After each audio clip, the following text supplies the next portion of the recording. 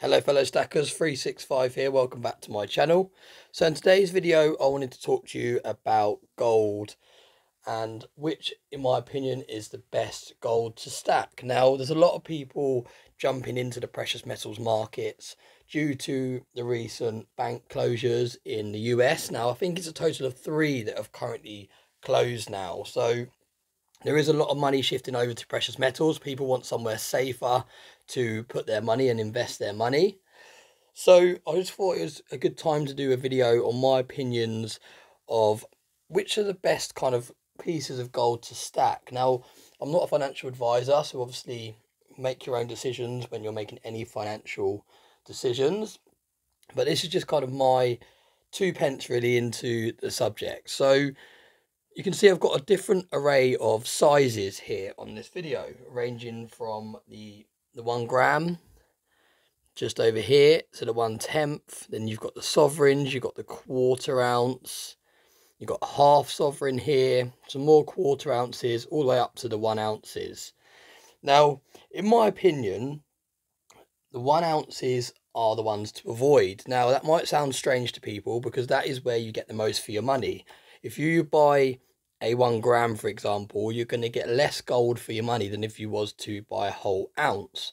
However, in my opinion, if you're planning to stack for minimum 20 years, very, very quickly, these 1 ounce gold coins are going to be out of touch for most people because already the cost of these are very, very high. Now, you've got to think, if the gold continues to rise, the gold spot price continues to rise the way it has done over the last 20 years, then very, very quickly, these sort of coins are going to be very, very hard to find a buyer for because they're just going to be so expensive. They're not going to be very liquid and they're going to be very hard to shift. So what do you go for? Do you go for the 1 grams? Now, for those of you that have been watching my channel for a while, you'll know that I absolutely love 1 gram gold. And I have been stacking it for quite a few years now. I really, really love the 1 gram fractional gold. And that is because it is very, very easy to pick up due to its price. But it's also because I think it will be the most liquid in the future. Now, does that mean you should rush out and buy loads of 1 gram gold bars? No, not necessarily, because you are going to be getting a lot less gold for your money. So it's very, very difficult to say what the perfect kind of size to go for is. But in my personal opinion, I would have to say either the sovereign or the quarter ounce gold coin. Now, I've always avoided the half ounce gold coins, and that is because if I've saved up enough money to buy a half ounce, I've always thought I'd rather add a little bit more and pick up a full ounce. That was almost always my kind of thought process before, to get more gold for my money. But in recent events and the way that I see the precious metals market going in the next sort of 20 years, I'm going to be steering clear of the 1 ounces also. So for me, I'm going to be continuing to pick up 1 gram gold bars and 1 gram gold coins. And also I'm going to be picking up some sovereigns and from quarter ounces. Just because, like I said, I think they're going to be the most liquid. Already you're looking at like £400 for one of these quarter ounce gold coins, which is a lot of money.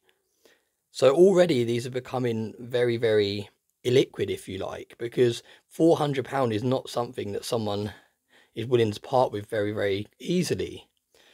So it's a very tough one.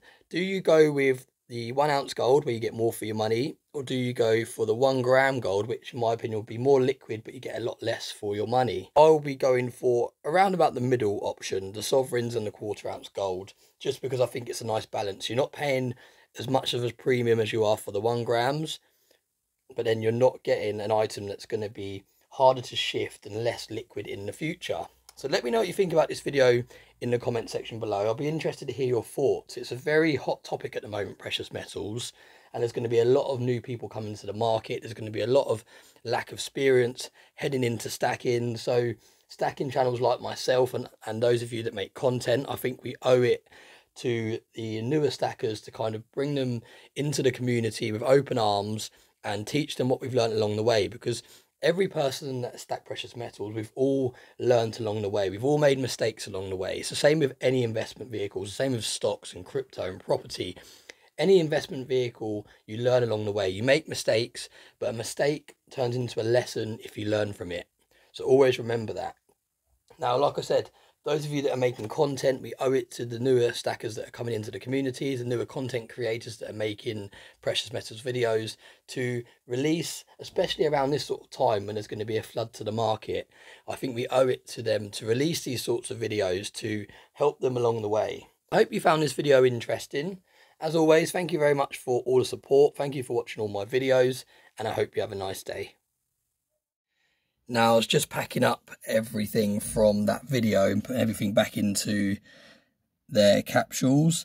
And I remembered that a couple of people had asked on my last video to see my gold backs, especially the stack collector. He left a comment saying he'd like to see them.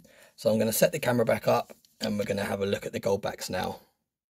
So as you can see, these are the gold backs. This is how they arrived. They arrived in this cardboard to protect them. And you can see they come in their own individual sleeves. And they're just really, really cool. Now, the reason I didn't include gold backs as an option is these really are, in my opinion, novelty items. When you go this low, and we're talking 1,000th of a troy ounce, you really, really are paying very, very high premiums.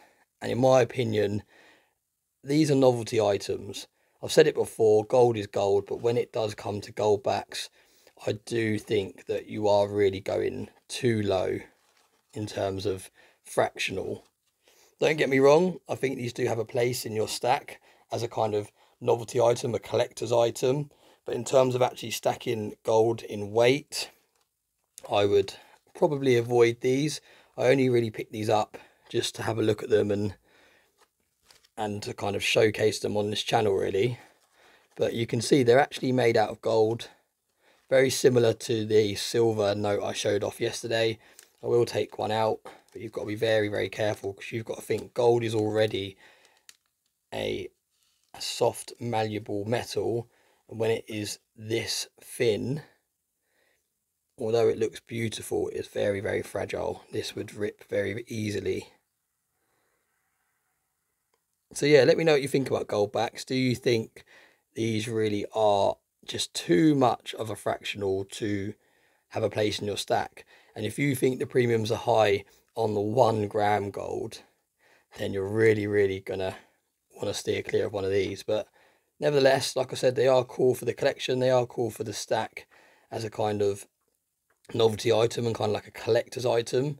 And it is cool to think that in certain states in America, this is Nevada one, these are actually accepted. So you can actually walk into a restaurant, have a meal, and at the end of it, there's an app that converts how much in gold backs it costs, and you could actually pay for your meal using gold backs, which I think is quite an interesting concept, and it'd be very, very cool to actually do that. So yeah, let me know what you think about gold backs also in the comments. As always, thanks for watching, and I hope you have a nice day.